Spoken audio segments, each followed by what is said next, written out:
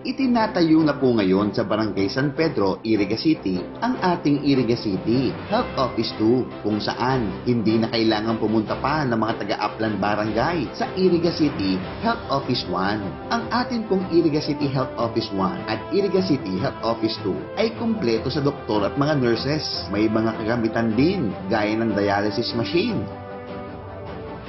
CT scan,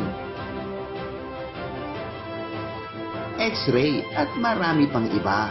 Lahat ng ito ginagawa ni Mayor Madeline Eurobe Alfilor at ng lokal na gobyerno ng Iriga para mas mapadali at mabigyan ng libreng serbisyong medikal ang lahat ng Irigenyos. Ginagawa na po ng Team Iriga at Team Madel ang pinapangako ng iba. Hindi na kailangan ng pagbabago. Ang tunay na kailangan nating mga Irigenyos ay pagpapatuloy ng ating magandang nasimulan para mas mapaunlad pa natin ang ating lungsod.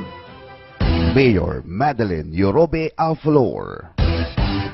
Multi-awarded na. World class pa ang public service. Hashtag si Madel ang mayor ko.